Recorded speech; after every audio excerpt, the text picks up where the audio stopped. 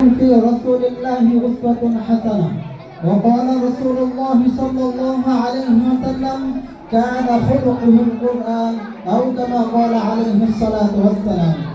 ইলিয়াসিয়া ছাত্র কাফেলা কর্তৃক আয়োজিত জামিয়ার ঐতিহ্যবাহী আজকের বাৎসরিক বক্তৃতা সেমিনারে সম্মানিত বিচারক মণ্ডলী, সুদক্ষ পরিচালক এবং আমার সঙ্গে উপবিষ্ট বাংলার দূর দূরান্ত থেকে আগত আইলিম পিপাসী ছাত্র ভাইয়েরা, সকলকে আমার অন্তরের অন্তরস্থল থেকে জানাই আন্তরিক মোবারকবাদ ও অভিনন্দন। আজকে আমার আলোচনায় আলোচ্য বিষয় হচ্ছে উসওয়া হাসানা। আল্লাহ পাক চাহে তো উক্ত বিষয়ের উপর কিঞ্চিত আলোকপাত করার চেষ্টা করব। ওয়া মা তাওফীকি ইল্লা বিল্লাহ। প্রিয় উপস্থিতি, প্রথমেই আসুন জেনে নেই উসওয়া হাসানা এর শাব্দিক ও পারিভাষিক অর্থ কি। মুহতারাম হাজিরিন, উসওয়া এর অর্থ আদর্শ, অনুসরণযোগ্য, দৃষ্টান্ত। আর হাসানা এর অর্থ উত্তম, সুন্দর ও পরিপূর্ণ। অর্থাৎ উসওয়া হাসানা এই শাব্দিক অর্থ হলো সর্বোত্তম ও পরিপূর্ণ আদর্শ। পারিভাষিক অর্থ হচ্ছে ইসলামী পরিভাষায় উসওয়া হাসানা বলতে বোঝায় রাসূল সাল্লাল্লাহু আলাইহি ওয়াসাল্লামের জীবনাচরণ, চরিত্র, কথা ও কর্ম যা প্রত্যেক মুসলমানদের জন্য সর্বোত্তম ও পূর্ণাঙ্গ আদর্শ হিসেবে অনুসরণযোগ্য। এক কথায় জীবনের সকল ক্ষেত্রে রাসূল সাল্লাল্লাহু আলাইহি ওয়াসাল্লামকে আদর্শ হিসেবে অনুসরণ করাকে উসওয়া হাসানা বলে। মুহতারাম হাজিরিন, আজকের সমাজে আমরা আদর্শ বুঝি কারো চরিত্রে, কারো কথায়, কারো কাজে, অথচ আল্লাহ সুবহানাহু ওয়া তাআলা আমাদের জন্য সেই আদর্শ নির্ধারণ করে তিনি হলেন রাসূল আকরাম সাল্লাল্লাহু আলাইহি ওয়াসাল্লাম। মুহতারাম হাজিরিন, এবার আসুন কোরআনের আলোকে উসওয়া হাসানা কোরআন মাজিদের সূরাতুল আহজাবের 21 নম্বর আয়াতে সরাসরি ঘোষণা করেন। তিনি বলেন, লাকাদ কানা লাকুম ফি রাসূলিল্লাহি উসওয়াতুন হাসানা।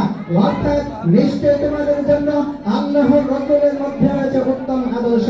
মুহতারাম হাজিরিন, এই আয়াতের মধ্যে আল্লাহ সুবহানাহু ওয়া তাআলা স্পষ্ট করে দিয়েছেন আমাদের জীবন পরিচালনার একমাত্র পূর্ণাঙ্গ রোল মডেল হলেন রাসূল সাল্লাল্লাহু আলাইহি ওয়াসাল্লাম।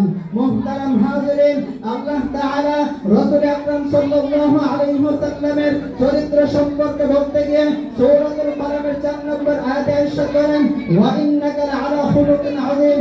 অর্থাৎ নিশ্চয়ই আপনি উত্তম চরিত্রের উপর অধিষ্ঠিত।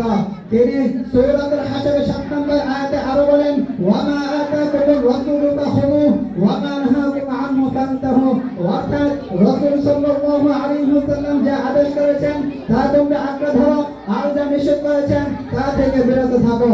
মুহতারাম হাজিরিন, আজ আমরা রাসূল সাল্লাল্লাহু আলাইহি ওয়াসাল্লামকে ভালোবাসার দাবি করি কিন্তু সুন্নাহ মানি না, অথচ ভালোবাসা প্রমাণিত হয় অনুসরণের মাধ্যমে। তাই তো আল্লাহ সুবহানাহু ওয়া তাআলা সূরা আলে ইমরানের 31 নম্বর আয়াতে ইরশাদ করেন, কুল ইন কুনতুম তুহিব্বুনাল্লাহা ফাত্তাবিউনি ইউহিব্বুকুমুল্লাহু ওয়া ইয়াগফির লাকুম যুনুবাকুম। অর্থাৎ হে নবী, আপনি বলে দিন, যদি তোমরা আল্লাহকে ভালোবাসতে চাও তাহলে আমি নবীকে অনুসরণ করো, তাহলে আল্লাহ তাআলা তোমাদেরকে ভালোবাসবেন এবং তোমাদের গুনাহ সমূহকে ক্ষমা করে দিবেন। মুহতারাম হাজিরিন, এবার আসুন জেনে নেই হাদিসের দলিলে উসওয়া হাসানা। মুহতারাম হাজিরিন, উম্মুল মুমিনিন হযরত আয়েশা রাদিয়াল্লাহু আনহাকে যখন রাসূল সাল্লাল্লাহু আলাইহি ওয়াসাল্লামের চরিত্র সম্পর্কে জিজ্ঞাসা করা হয়, তিনি বলেন, কানা খুলুকুল কুরআন। অর্থাৎ রাসূল আকরাম সাল্লাল্লাহু আলাইহি ওয়াসাল্লামের চরিত্র ছিল কুরআনের বাস্তব রূপ।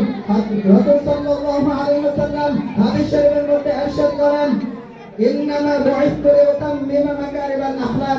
অর্থাৎ নিশ্চয় আমি উত্তম চরিত্রে পূর্ণতা দান করার জন্য প্রেরিত হয়েছি। মুহতারাম হাজিরিন, পরিশেষে বলতে চাই উসওয়া হাসানা শুধু কথা নয়, বরং কোরআনের শিক্ষা বাস্তবে প্রয়োগ করা। অথচ আজকের তথাকথিত শর্টকাট ট্রাই করা কিছু শিক্ষিত শয়তান যারা কিনা বলে এই কোরআন নাকি রাষ্ট্রীয় সংবিধানকে নষ্ট করে দিয়েছে, যারা বাংলায় কিছু জ্ঞান অর্জন করে নিজেদের শিক্ষিত মনে করে, তাদেরকে আমি আজকের এই সেমিনার থেকে স্পষ্ট ভাষায় বলে দিতে চাই, তোমরা আল্লাহর দুশমন, কোরআনের দুশমন, রাসূলের দুশমন, ঠিক কিনা? কারণ এক সময় মুসলমানগণ এই রাসূলের আদর্শকে অনুসরণ করে সারা পৃথিবীতে শ্রেষ্ঠ জাতি হবার গৌরব অর্জন করেছিলেন। মুহতারাম হাজিরিন, সাহাবা একরাম থেকে শুরু করে তাবেঈন, তাবেঈন, আইম্মা মুজতাহিদিন যারা নিজেদের মধ্যে রাসূল আকরাম সাল্লাল্লাহু আলাইহি ওয়াসাল্লামের উসওয়া ধারণ করে সারা